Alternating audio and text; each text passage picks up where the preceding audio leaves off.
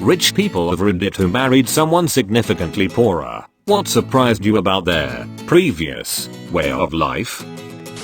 Making financial decisions based around the 3-paycheck month. If you're paid every 2 weeks, most months you get 2 paychecks, and all of your monthly bills and budgeting is based on those 2 paychecks. But twice a year there are 3 pay days in a month, and that's when you can actually solve problems. That's when you can get the car registered, or fix the dryer, or get the cat spayed. The other 10 months you're doing maintenance and trying to scrape by. 3 paycheck months you can actually try to fix problems. I know this so well. Finally in a salaried position but on a tipped income, those 3 paycheck months were a serious lifesaver. More of a funny incident, but I was the poor one. My husband, at the time still boyfriend, took me out to a very nice restaurant. Waiter asked if I want pepper on my Caesar salad that was just made tableside. I said sure and he goes about it. Thing is, I didn't know you had to say stop. My husband slowly realizes this, but decides to see it play out. He did eventually say that I need to say stop. I just thought a Caesar was had this way as it was my first time even eating a salad that wasn't just iceberg and ranch dressing. It still tasted fine. Just a little bit too much pepper, haha. When the family had people over for dinner, if they ended the prayer before the meal with FHB, Amen, it was a signal to let the children know that they don't have enough food for everyone. So take smaller servings and let the guests get a regular serving. FHB equals family. Hold back. They were always generous to their friends and didn't let their lack of funds embarrass themselves when doing so. Honestly, food insecurity. When we were first married she would get visibly uneasy if the food in the house was running low. She never overate or anything. She was just always concerned about it. A lot of times when she was younger, she went hungry. On the humorous side though, she hates camping. Her answer is always the same. I camped because it was fun. She camped because they couldn't afford hotels. For me, my love of camping started from growing up poor. The only family vacations my single mom and brother and I had were family reunion events several states away. It involved long road trips in a shitty car with no AC, but we got to camp in tents and get a break from reality. We also ate a lot better over a campfire than me making hamburger helper for my brother while my mom went to bed early. She worked hard to support us and battled with depression and treated for years until she could afford medication. Those trips were good for all of us.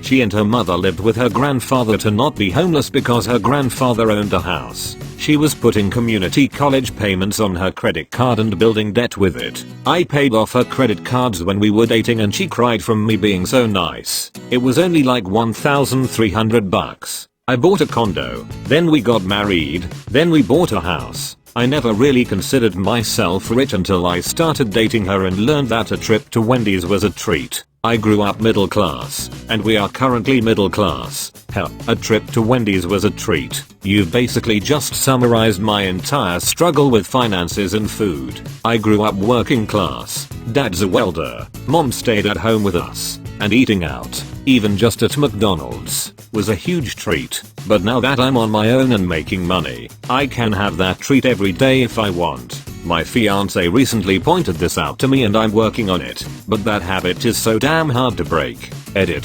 OMG, my first gold. Thank you, kind stranger. Also, to address a common question about welders making a lot of money, I've copy-pasted my response to an earlier comment. Depends on where you're at, I think. My dad was making around $20 HR working full-time, but he also was paying more than half of his monthly income to his ex-wife for child support, 2 older half-brothers, and alimony. So he may have been making good money, we just didn't see most of it. Additionally, we were in a tiny town in Texas in the 90s, and dad wasn't very interested in moving up the ladder, and the company he was with wasn't eager to have him move up. Things got much easier in the past couple years when he switched companies and moved up to general foreman in construction right before retiring. In California it has been illegal to drive without auto insurance for I think my entire life. I grew up poor and my mom was constantly getting pulled over for expired tags and then not having insurance. Second edit. I am a bit older than most Redditors, so when my older sisters were growing up, insurance wasn't compulsory, and there are a whole lot of older millennials that remember this time as well. It wasn't uncommon for lower income baby boomers to drive around without insurance, because most of their lives it was optional. Also, just for fun I want to add, my mom only got her car towed once, and she did get fines, but they weren't thousands of dollars. I feel so bad saying this because it is my mother, after all, but she does this thing where if she doesn't acknowledge something, she feels like it isn't real, so when she would get tickets and fines, she would just ignore them. I left the country when I was 19 to do volunteer work, and when I came back, her car was gone. She got pulled over for tags and insurance. They towed her car because the cops saw that she had gotten pulled over and given warnings so many times, and clearly she wasn't taking the warnings as a sign to get her shit together. She had to pay a shit ton of money in fines, go to court, pay to get her car out. This led to her missing her car payment. Then she couldn't get ahead and her car got repossessed. This was the big learning moment that she needed, as awful as this sounds. I think that all of those warnings from law weren't doing her any favors. She has had insurance and paid tags for 10 plus years now, thank God. I love my mom, but she stresses me out. First edit. RIP inbox, and to anyone else who wants to DM me to tell me where else in the world driving without insurance is illegal, or tell me I'm an arsehole because my mom was I'm an arsehole because insurance is so important. Just keep fucking scrolling, I can't take another 8 hours of this shit. Super frugal guy here. At one point in my life I stole a sandwich from Walmart and went back to my house that had no lights or running water. I'd been out of a job for months and was making side money here and there, but nowhere near enough to live on. Ever since that point in my life, it's small things like this I tend to pick at. My stepdaughter was eating sandwich meat off a plate and I felt myself go berserk on the inside because I wasn't looking at it as a snack, but rather I was looking at what could have been 2 sandwiches or 2 meals. Wow, 2.1k upvotes and gold. Since this reply has garnered so much attention, I would like to use it to raise alcohol awareness. The sandwich story I originally wrote came from a dark part of my life where I struggled most, being addicted to alcohol. I was a security officer at 19 and had my own house and vehicle. I turned to drinking because I thought it was fun and was a fun way to pass time out of the job. After I was caught with a DWI, I lost my job as my job depended on me traveling to different job sites. I became bitter and doubled down on the drinking. I tried to go back to college and used the grant money to buy a scooter so I could have transportation. I lived out in the country, so the closest store was about 6 miles away, so transportation was critical. I sold my truck I had in order to keep afloat. I was drunk all the time and college was impossible to do, so I dropped out and just used the money I had to stay drunk. It was after that second DWI at 20 my life was halted. Most importantly, looking back, I'm glad that no one was hurt by my stupidity, but in some way, I'm glad I was received then because it gave me the shock I needed to realize something is wrong with me. At the time, the judge would give you a prison sentence that would automatically be cut in half. He gave me 18 months in prison.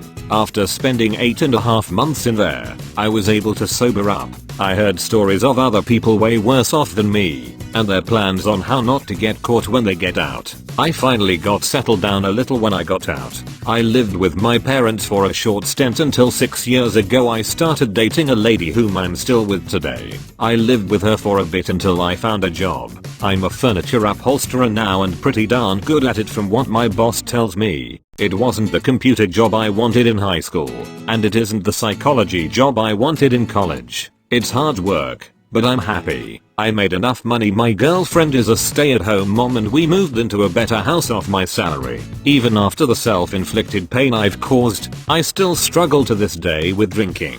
If you're reading this and you think you may have problems, you're not alone. Try stop drinking, or if you're more of a meetings person, try to find your local chapter of Alcoholics Anonymous at https://www.aa.org. And lastly, I was dumb. Don't steal food if you don't have to. There are plenty of food banks and such you could try. You can also try your local social services building. Schedule an appointment and explain your situation. They may be able to help. My wife grew up not poor, but not very well off, and a good snack for her was a spoon of just peanut butter. I had never used peanut butter as anything but in combination with at least something else, i.e. bread. It's little things like that. Edit. Loving everyone's enthusiasm for peanut butter. We're now a combined 6-figure household salary, but rest assured the spoonful of peanut butter has transcended wealth and is a favorite for our children. You don't have to be poor to enjoy peanut butter by itself. That shit is delicious. Edit. Just to add a shameless plug for my other favorite way to eat peanut butter. Toast some bread, slather with peanut butter, drop some chocolate chips on top. Nuke for maybe 5-6 seconds so the chips get melty. Sandwich and consume. Nom nom nom. Edit 2. Due to popular demand, adding another favorite. Toast bread, peanut butter it up, slice bananas for the top, drizzle with honey. Delicious. Edit 3. Some of the more unusual combinations I've been suggested. Peanut butter and pickles. Peanut butter and grilled cheese. Peanut butter and bacon. Peanut butter and baked beans. Try at your own risk. Edit 4. Last edit, since this one seems to be very popular as well. Take a saltine cracker. Add peanut butter. Top with a marshmallow. Optional to toast, but who doesn't love toasted marshmallows? Edit 5. Had to add this one for reasons. Too many suggestions to try peanut butter and mayo together. What is wrong with you people, lol.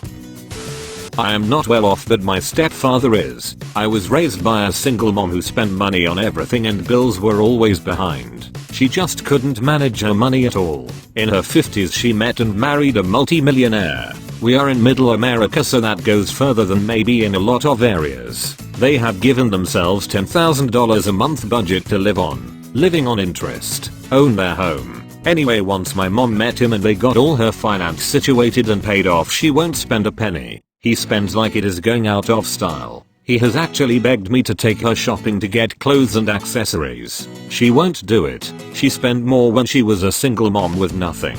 It makes no sense to me. At least buy a new outfit. She is hell-bent to not use a penny of his money. They barely even have any groceries. If they have anything, it is because he buys it for them. She is a retired nurse that gets a retirement and SS, but she won't spend anything. She lives poorer now than any other time in her life. This sounds less like a financial issue and more like she's trying to preserve her pride. She knows that people will think she's a gold digger if she spends his money, so she's going to the opposite extreme and refusing to benefit from any of it. Edit. Maybe anxiety is a better way to describe it than pride. She should talk to a financial advisor. My mum inherited a decent chunk of money from my grandparents and she just couldn't accept that it would be enough to take care of whatever she needed until she actually sat down and had somebody show her the numbers. She is a very intelligent and sensible person, but there was a disconnect for her between the idea of things being expensive versus the factual math until she could really see it. The idea of living comfortably off compound interest without ever touching the principal just wasn't something that made sense to her. Even after talking with an advisor, I still had to re-emphasize this stuff for a while. Mum, you can absolutely replace your 10-year-old car with a new Corolla. That's not a ridiculous thing to do. You can absolutely go on a fun trip every year. This stuff won't destroy you anymore. It made me sad for her at first to see her worry so much needlessly, but it's been awesome to see her turn into somebody who isn't afraid of her own finances anymore. Anyway, I guess my point is that financial ignorance is something that is surprisingly common even among people who are otherwise very intelligent, and that sometimes these kind of abstract ideas about compound interest don't translate to reality until they are demonstrated or explained in a real world way that translates to that person's actual life. I didn't marry this woman, but when we started dating, she always wanted to chill at my place, never hers, which was fine. But she gained 35 pounds in just like a few months of dating. She was 100 pounds when we started dating. Not that it was a bad thing. 1. I am a chubby man, and 2. I was just glad she wasn't pregnant. Anyway, turns out her family couldn't afford dinner sometimes. So suddenly she had a place to eat every night and gorged herself. I know 2 siblings who were starved by their father for years until CPS took them away and placed them with their biological mother. From there, they gained at least 100 pounds respectively and will not stop gorging themselves on food. At first, I didn't understand, but now that I am older, I know. Food scarcity is traumatizing. That was me when I went to live with my aunt. I put on like 80 pounds in high school because I suddenly had 3 full meals a day and snack and dessert and no self-control. It's been a battle since. I'm not rich at all, but my husband came from a very poor Mexican village. He told me he used to shower outside because there was no in-house plumbing and use leaves as toilet paper. I mean, there's poor and there's my husband's previous life poor. He's been living in the US for 12 years now, but when we first met it was so interesting seeing life through his childlike eyes. Going to the cinema was a huge event for him. Heating food up in a microwave was a totally foreign concept. And staying at fancy hotels when we went on vacation was like whoa. I still see him surprised by things now and then, and it just reminds me how much I take my middle status class for granted. One of my exes could pull in a lot of money, easily twice or thrice what I could. He was so incredibly bad at saving this money, down to, say, setting himself up as a company to avoid paying higher rate of tax, but then paying a large amount each month to an accounting company to handle his taxes, which he'd do himself anyway because he didn't trust them to get it right.